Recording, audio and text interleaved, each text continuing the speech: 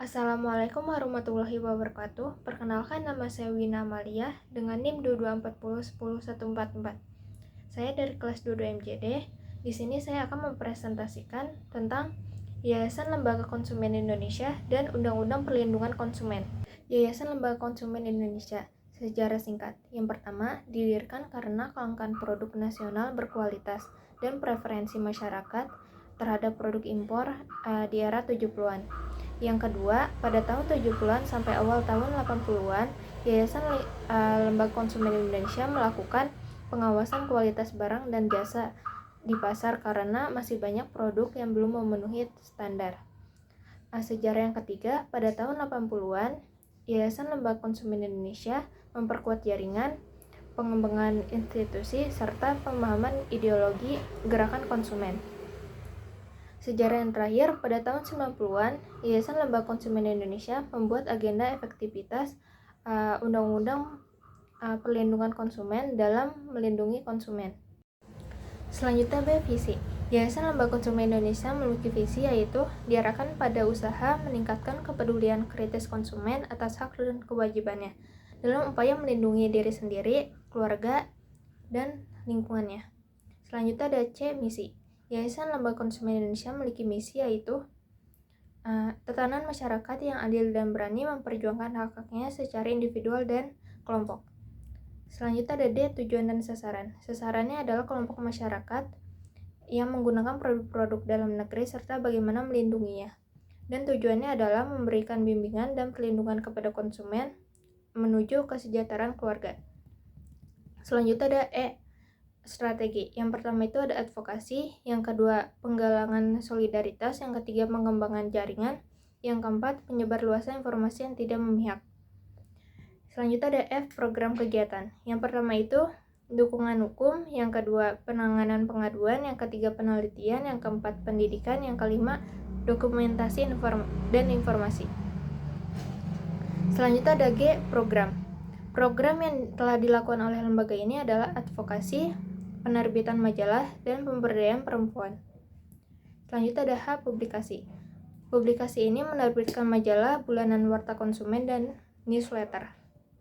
Lalu yang selanjutnya ada I, pendanaan. Pendanaan ini dihasilkan dari kerjasama proyek dengan berbagai pihak. Dan lembaga ini juga banyak mendapatkan bantuan dari berbagai lembaga seperti Sekretariat Negara, Pemerintah Daerah DKI Jakarta, USAID, dan The Ford Foundation.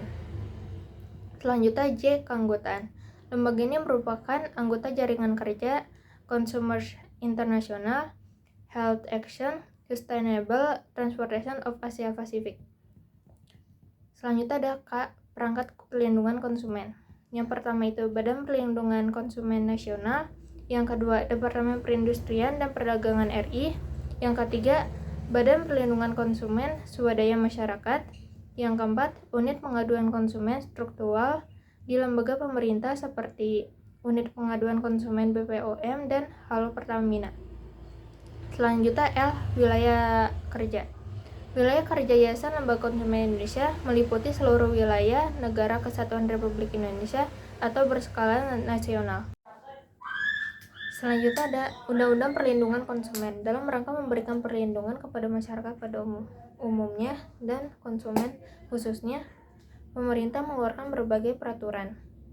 Contoh yang paling sensitif di kehidupan masyarakat adalah produk yang mengandung bahan baku atau bahan pembantu yang terbuat dari zat yang diharamkan oleh penganut kepercayaan. Oleh karena itu, pihak otoritas yang terkait dengan masalah itu mengharuskan kepada produsen untuk memasang label halal. Pada tahun 1999, pemerintah bersama Dewan Perwakilan Rakyat mengeluarkan Undang-Undang Nomor 8 Tahun 1999 tentang perlindungan konsumen.